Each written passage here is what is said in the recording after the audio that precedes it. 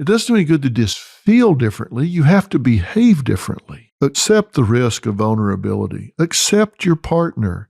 Be a good friend. Promote their self-esteem. Don't vent your frustrations at home. Make yourself happy, not right. These are action steps, things that you need to do differently. If you do things that makes your partner feel better about who they are, I promise you things are going to feel better at home.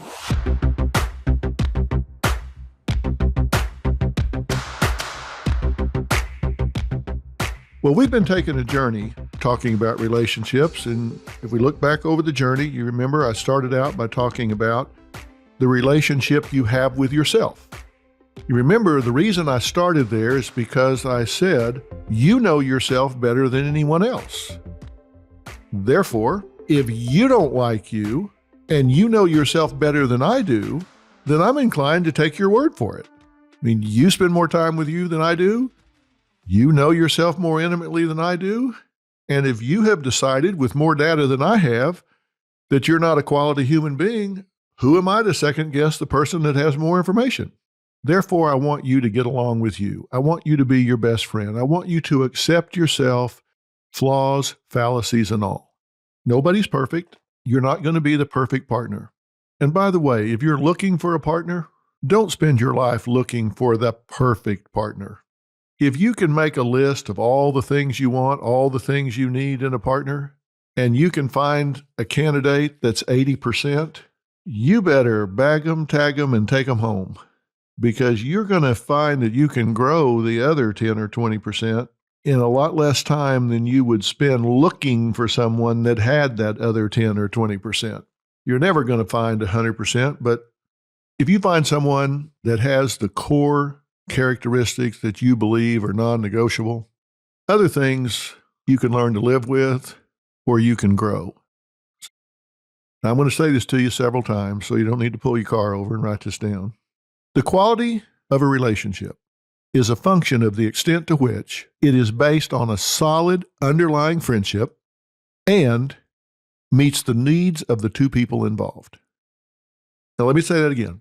The quality of a relationship is a function of, meaning it depends on, a solid underlying friendship, and to the extent it meets the needs of the two people involved. Two people involved.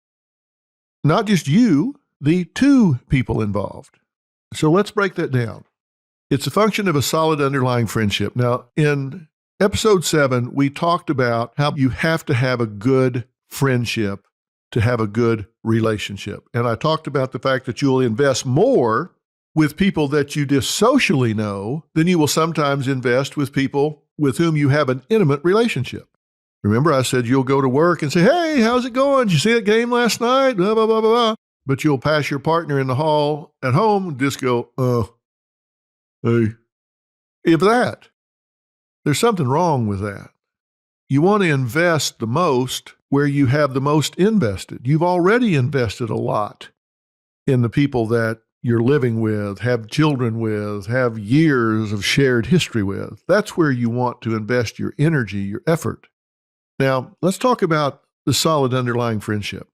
I don't know if you fell in love immediately with your significant other, or if you had a friendship first and it grew into something romantic. It doesn't really matter. But ask yourself if you've stopped being good friends. Ask yourself if you have allowed your relationship to become problem-driven, where all you do is you solve problems. You solve kid problems, money problems, in-law problems, activities of daily living problems, house problems, whatever. And if that's true, if that is your relationship or it defines too much of your relationship, then let's make a plan to start being friends again.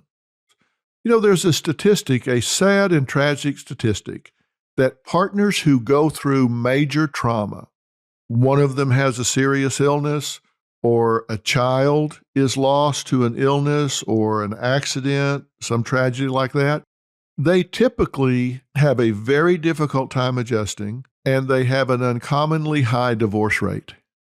Now, why do they have an uncommonly high divorce rate? Because they went through this problem together, and now they are a trigger for each other. Every time you look at your wife, you think about those hours at the hospital, walking in the waiting room, sitting in there, holding hands, and you think, well, that would bond you together. It may have at the time, but now you associate that person with all of that pain, all of that agony, all of that misery. Now, can you work through that? Of course you can, but most people don't. We associate people with everything that's in their aura, everything that surrounds them. So ask yourself, what is your partner most likely to associate you with? And the answer is, what are the most common topics and issues that the two of you talk about?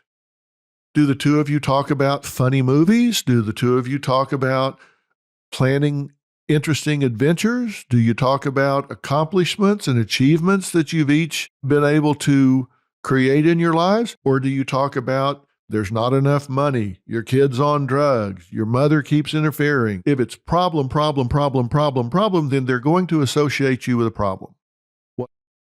I'm going to ask you a few questions and see if you can answer yes. If you can't, you're not ready to start being a good friend. I realize that it's not too late.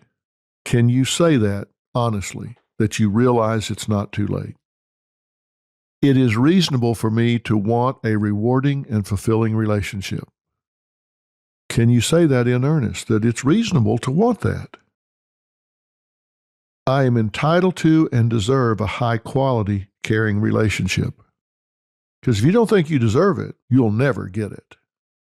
I have identified the wrong thinking that has previously contaminated my relationship. We've been through the myths. We've been through the bad spirit. We've been through the point that you are not a victim, that you own your relationship. So if you've identified the wrong thinking that's previously contaminated your relationship, then you're ready to move on. I have identified the bad spirits that contaminate my relationship. Have you done that work? Have you written down the bad spirits, the ones I listed that you're guilty of doing? I have embraced the personal relationship values that will configure me for success. We've talked about those things. I have diagnosed and gotten real about the pain and problems in my relationship so that you can talk about the issues and not just the topics. And if that's true, then you're ready to move forward. I accept and acknowledge full ownership of my contribution to where this relationship is. You own it. You recognize I either elicit, maintain, or allow whatever this relationship is.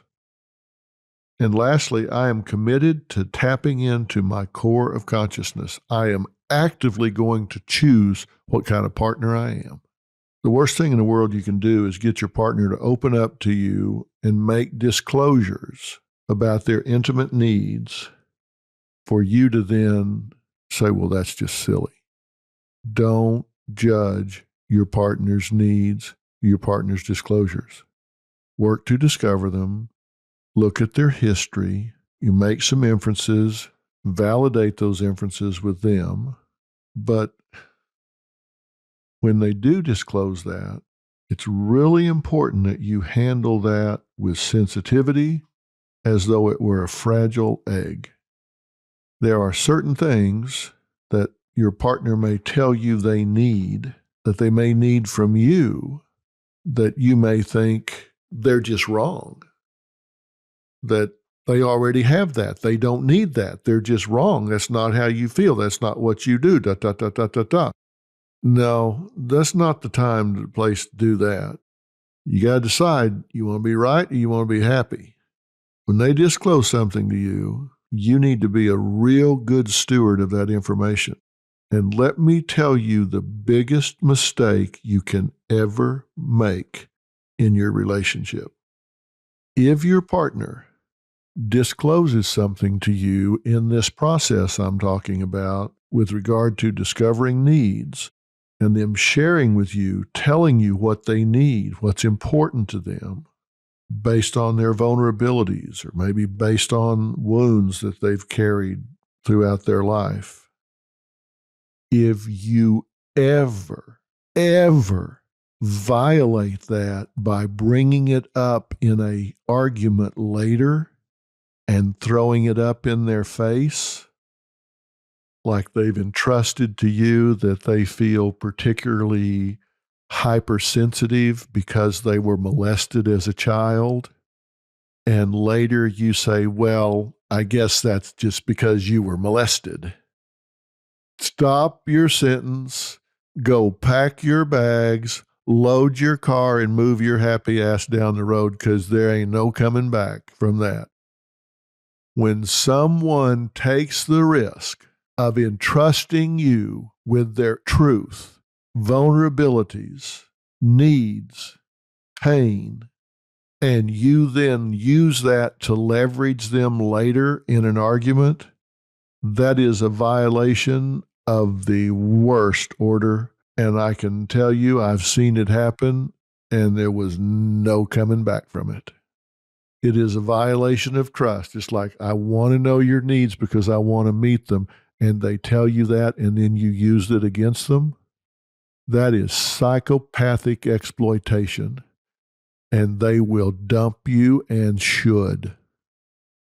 You must be good stewards of that information, and don't you ever, I don't care how upset you are, I don't care if it's in divorce papers 5 years later, I don't care why it comes up, that is never okay. Never, ever, never okay.